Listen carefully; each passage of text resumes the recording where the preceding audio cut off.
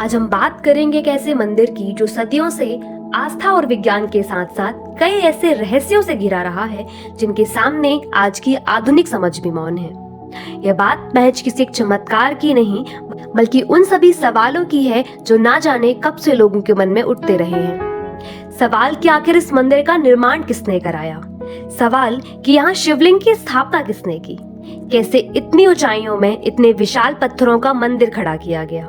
सवाल कि अगर केदारनाथ सिर्फ पत्थरों से बना एक मंदिर है तो वह 400 साल बर्फ में दबकर भी टूटा क्यों नहीं। और सबसे बड़ा सवाल कि जब 2013 में प्रकृति ने अपना भयावह रूप दिखाया, जब उत्तराखंड बाढ़ से उथल पुथल था, पूरी केदार नगरी बह गई, हजारों लोगों की जानें गई, तब भी यह मंदिर बचा कैसे? क्या यह सिर्फ इंजीनियरिंग थी या कोई चमत्कार? इस कहानी की शुरुआत हम करें इससे पहले मैं आपसे कहना चाहूंगी कि आप हमारे चैनल अधूरे शब्द से जरूर जुड़िए। उत्तराखंड के रुद्रप्रयाग जिले में हिमालय की गोद में समुद्र तल से लगभग 11,755 फीट की ऊंचाइयों पर जहां रास्ते भी थक जाते हैं, जहां हवा मंत्र जपती है और मौन प्रार्थना बन जाता है, बर्फ और चट्टानों के बीच एकांत में स्थित केदारनाथ मंदिर कोई साधारण मंदिर नहीं। यह उस युग का प्रमाण है जब मनुष्य के पास कोई आधुनिक तकनीक, कोई मशीन या किसी भी प्रकार का कोई कृत्रिम बुद्धिमत्ता नहीं थी। फिर भी इस मंदिर का निर्माण हमारे वर्तमान ज्ञान को अचंभित कर देता है। इसी क्रम में सबसे पहले हम बात करेंगे केदारनाथ के शिवलिंग की। आमतौर पर शिवलिंग गोलाकार रूप का होता है, पर केदारनाथ का शिवलिंग बाकी सभी शिवलिंग से अलग नजर आता है और इसके पीछे की कथा कुरुक्षेत्र के मैदान से आरंभ होती है। महाभारत समाप्त हो चुका था, युद्ध जीत लिया गया था, पर पांडवों के भीतर अब भी युद्ध चल रहा था। हजारों योद्धाओं का रक्त, अपने ही वंश का संहार, यह बोझ पांडवों को चैन से नहीं सोने देता था। पांडवों ने श्री कृष्ण को अपने मन की दुविधा बताई। तब श्री कृष्ण ने कहा, यदि मुक्ति चाहिए तो शिव से क्षमा मांगो। पांडव शिव को ढूंढते हुए काशी पहुंचे, पर शिव वहां नहीं थे। माफी मांगने के लिए दृढ़ संकल्पित हुए पांडवों ने शिव का पीछा किया, हिमालय, गुप्त काशी और अंततः केदार की घाटी। शिव पांडवों से रुष्ट थे। वे नहीं चाहते थे कि प्रायश्चित इतना सरल हो। यहाँ शिव ने एक साधारण नंदी का रूप धारण किया और हिमालय के गढ़वाल क्षेत्र में एक झुंड में छिप गए। भीम को संदेह हुआ और उन्हें पहचान कर उसने नंदी की पूंछ पकड़ ली। नंदी धरती में समाने लगे। भीम ने जोर लगाया, तब केवल पीछे का हिस्सा ही धरती के ऊपर रहा और इसी जगह पांडवों ने मंदिर की नींव रखी। इसी घटना से पंच केदार की भी उत्पत्ति मानी जाती है। केदारनाथ, रुद्रनाथ, मध्य महेश्वर, कल्पेश्वर और तुंगनाथ।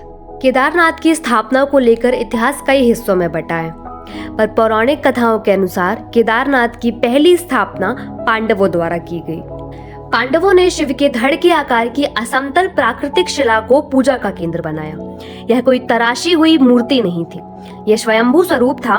यही कारण है कि केदारनाथ का शिवलिंग न गोल है, न चिकना, न सुंदर, बल्कि कठोर, असमान और जीवंत है।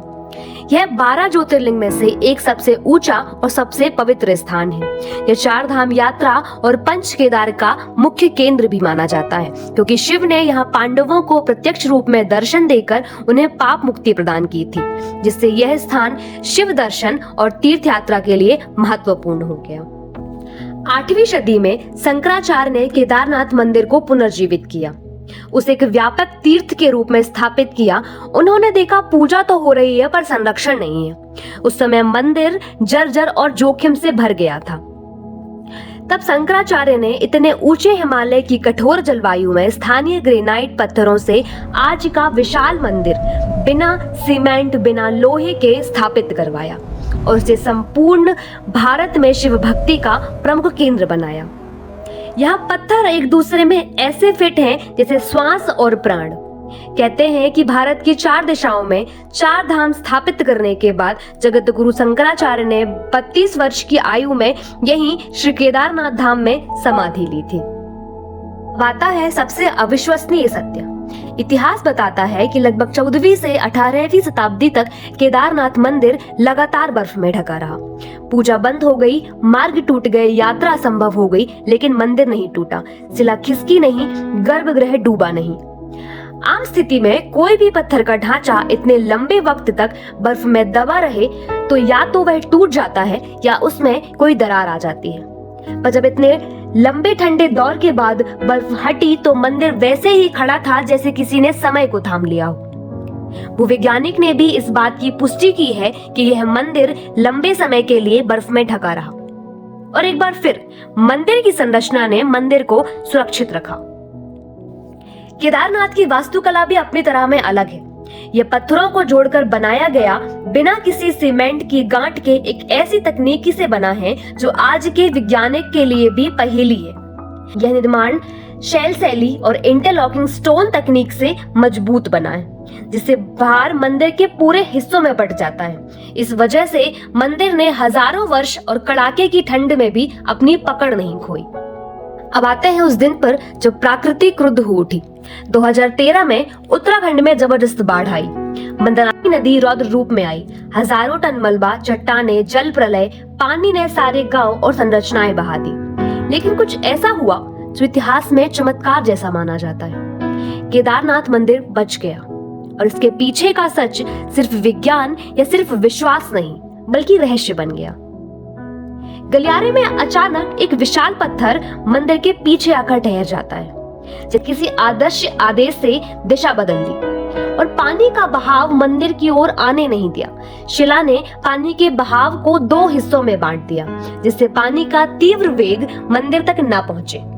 और यहीं से केदारनाथ मंदिर केवल आस्था या विश्वास का नहीं बल्कि चमत्कार का केंद्र बन जाता है। लोगों ने कहा यह पत्थर भगवान शिव के बलवान भक्त भीम ने रखा होगा और आज भी उस शिला को कहा जाता है भीमशिला। वैज्ञानिकों के अनुसार यह केवल एक संयोग था।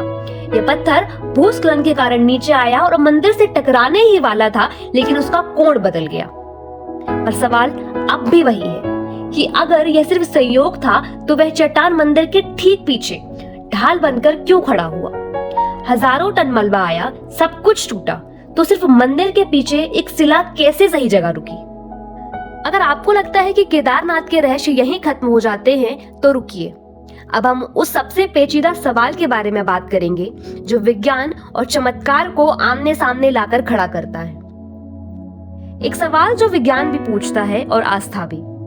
जब केदारनाथ मंदिर 6 महीने के लिए पूरी तरह बंद हो जाता है, इस दौरान भगवान केदारनाथ की पालकी गुप्त काशी के निकट उखीमठ नामक स्थान पर स्थानांतरित कर दी जाती है। जब भीतर ना कोई मनुष्य होता है ना कोई सेवा, तो गर्भगृह में जलता हुआ वह एक दीपक कैसे जीवित रहता है? बाती बुझती क्यों नहीं? कोई उसे जलाता है? क्या कोई है जो उसे बुझने नहीं देता? कार्तिक पूर्णिमा की वह संध्या जब अंतिम आरती होती है, मंदिर के द्वार धीरे धीरे बंद होते हैं, पुजारी गर्भगृह में प्रवेश करते हैं, वही प्रज्वलित किया जाता है एक विशेष अखंड दीपक। इसके बाद चारों ओर बर्फ, तापमान -15 से -20 डिग्री, हवाएं जो सांसें रोक दे। मंदिर पूरी तरह बर्फ की चादरों में ढक जाता है। कोई भीतर नहीं जाता, कोई दरवाजा नहीं खुलता और फिर 6 महीने बाद जब कपाट खुलते हैं, दीपक अब भी जल रहा होता है। कुछ तर्क दिए जाते हैं जैसे गर्भगृह की संरचना, सीमित ऑक्सीजन, विशेष घी। लेकिन अगर यह सिर्फ विज्ञान होता तो ऐसा दीपक हर बर्फीले मंदिर में मिलता, पर यह अखंड दीपक सिर्फ केदारनाथ में जलता है। 2013 में जल प्रलय, अंधकार, मृत्यु, लेकिन जब आपदा के बाद गर्भगृह खोला गया, दीपक बुझा नहीं था। मान्यता है जब मंदिर बंद होता है तब भी शिव वहां होते हैं। दीपक तेल से नहीं, उपस्थिति से जलता है। यह दीपक शिव की मौन साधना का प्रत्यक्ष प्रमाण है। केदारनाथ का अखंड दीपक सिर्फ एक लौ नहीं, यह एक भरोसा है। केदारनाथ एक मंदिर नहीं, यह वह स्थान है जहां भक्ति, इतिहास, विज्ञान, विश्वास और चमत्कार एक साथ खड़े हैं। कहानी पांडवों से शुरू हुई, शिव की रूपांतरण से जिया गया, आदि शंकराचार्य ने पुनर्जीवित किया, भीमशिला के साथ अपनी रक्षा कराई। अगर आप इन रहस्यों और भावनाओं को महसूस करना चाहते हैं तो केदारनाथ की यात्रा सिर्फ 4 धाम यात्रा नहीं, यह आत्मा का कर्म क्षेत्र है। जय केदारनाथ।